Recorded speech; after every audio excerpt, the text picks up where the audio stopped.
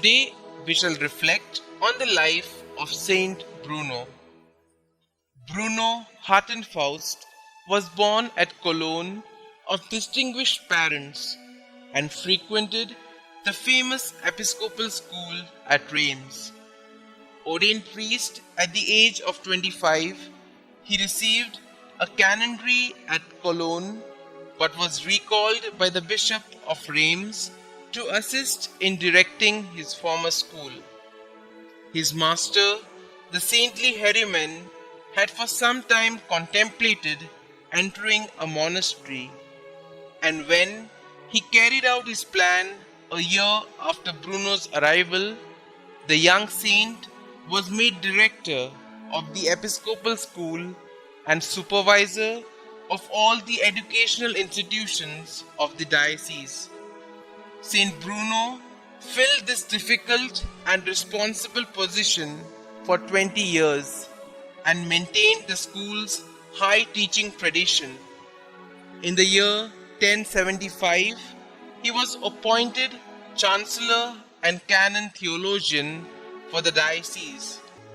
But after the death of his friend, Bishop Gervais, the see was occupied by the worldly and violent Manasses I, who was later suspended and had to flee for his life in a popular uprising.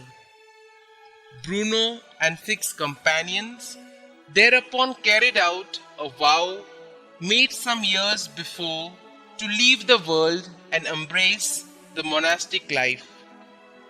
From Saint Hugh, the Bishop of Grenoble, they received the wild alpine solitude called Cartouze, and here they erected their first cells in 1084 and began a life of prayer, manual labor and study.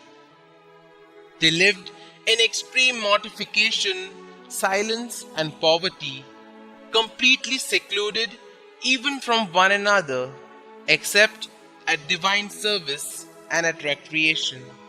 That was the beginning of the eremitical order of Carthusians, which always had a special devotion to the Blessed Virgin. Bruno, however, was to spend only 6 years at the Cartouze, for Pope Urban II, one of his former pupils at Reims, called him to Rome as his advisor and confessor.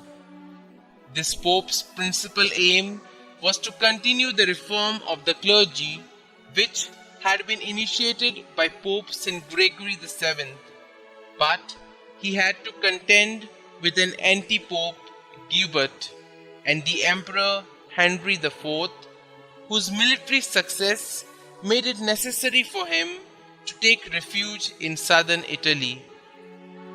Bruno tried repeatedly to prevail upon the Pope to let him return to his much-cherished solitary life, but Urban wished him to remain within call, and so had a new monastery founded in Calabria, where Bruno died on the 6th of October 1101.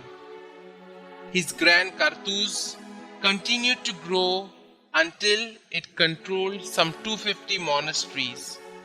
St. Bruno has never been formally canonized, since the Carthusians are averse to all forms of publicity, but he is invoked for the deliverance of possessed persons.